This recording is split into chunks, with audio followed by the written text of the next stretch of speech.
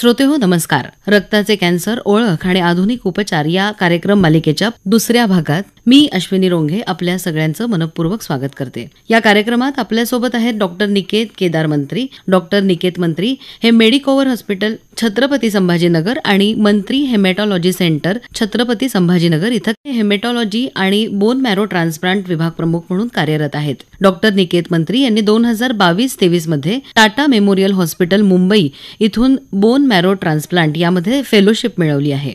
आणि विशेष म्हणजे संपूर्ण भारतात यासाठी फक्त एक जागा असते.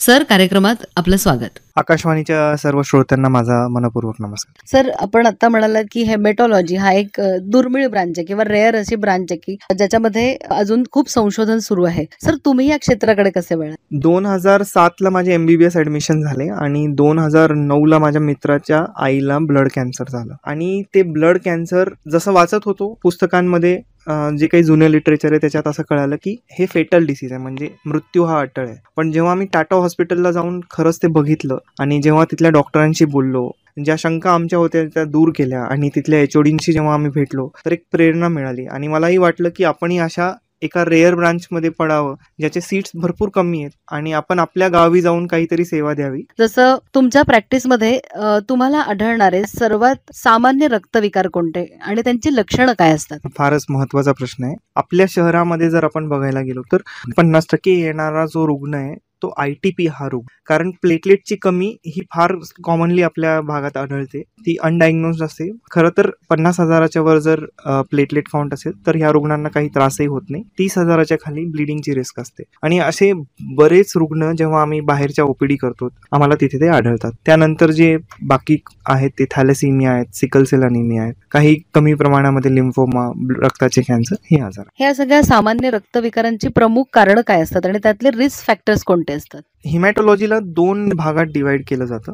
बिनाईन हिमॅटॉलॉजी आणि मॅलिग्नंट हिमॅटॉलॉजी. मॅलिग्नंट म्हणजे जे कॅन्सरस आहेत. तर कॅन्सर होण्याचे जे प्रमाण आहे ते हल्ली वाढलेलं आहे. त्याचे अनेक कारणं असू शकतात, जसे की आपण जे ऑर्गॅनिक शेतीपासनं रासायनिक शेतीकडे वळलोय आणि त्यांचे पेस्टिसाइड, इन्सेक्टिसाइड यांचं प्रमाण वाढलंय. काही ना काही कारणामुळे हे आपल्या सेवनात येतात आणि याच्यामुळे रक्ताचे कॅन्सर नक्कीच वाढतात. त्यानंतर वाढणारे ऊन, कारण ओझोनची जी लेअर आहे ती कमी होते, UV रेज वाढतायत आणि UV रेज जेव्हा वाढतात, ऊन नेमकं कारण नाहीये. ग्रीन हाऊस इफेक्टमुळे काय होतंय की जो काही ओझोनचा आपला लेअर आहे जे UV रेजला फिल्टर करतं, हे जे ओझोनची जी पातळी आहे ती कमी होते आणि UV रेज डायरेक्टली आपल्या कॉन्टॅक्टमध्ये येतात आणि याच्यामुळे कॅन्सरचं प्रमाण वाढतं. त्यानंतर प्लास्टिकमध्ये सेवन, फास्ट फूड, प्रिझर्वेटिव्ह असे अनेक कारण आहेत ज्याच्यामुळे रक्ताच्या कॅन्सरांचं प्रमाण वाढतं. या आजारांवरच्या ज्या उपचार पद्धती आहेत याविषयी आपण श्रोत्यांना काय मार्गदर्शन करा? जी बिनाईन हेमॅटॉलॉजी ब्रांच आहे त्यांचे उपचार सरळ आहेत. म्हणजे त्यांना काही फारसं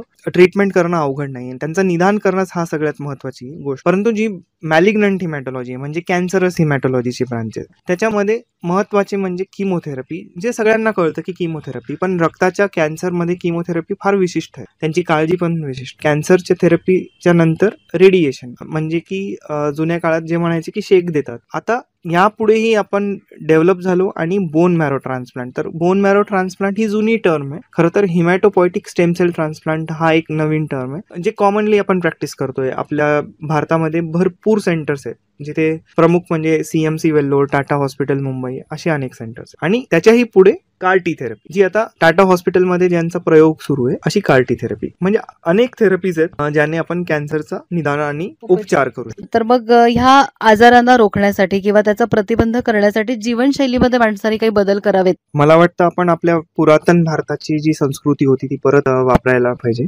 लवकर झोपणे, लवकर उठणे, रासायनिक जी काही शेती आहे त्याच्या विरुद्ध जाऊन जे काही सेंद्रिय खत वापरणे आणि योगासन, प्राणायाम, त्यानंतर कार्बोहायड्रेटचं सेवन कमीत कमी करणे, फॅट्स आणि फास्ट फूड यांची ते कमीत कमी करणे. अशा पद्धतीने जर आपण जीवन जगायला सुरू केलं तर कॅन्सरचं प्रमाण आणि बाकी बऱ्याच आजारांचं प्रमाण हा कमी होईल असं मला वाटतं. सुप्रसिद्ध रक्तविकार तज्ञ डॉक्टर निकेत केदार मंत्री यांचं मंत्री हेमॅटॉलॉजी सेंटर संपूर्ण रक्तविकारांचे उपचार, बोन मॅरो ट्रान्सप्लांट, रक्ताचा कॅन्सर, रक्ताच्या गाठी, अॅनिमिया, थॅलेसेमिया, ब्लड कॅन्सर तसंच रक्तातील पेशींची कमी आदींवर आधुनिक उपचार देणारं केंद्र. अधिक माहितीसाठी संपर्क मंत्री हेमॅटॉलॉजी सेंटर, एकनाथ रंगमंदिर शेजारी, गंगा मेडिको वरती, उस्मानपुरा, छत्रपती संभाजीनगर. कॉल 98 67 96 74 07.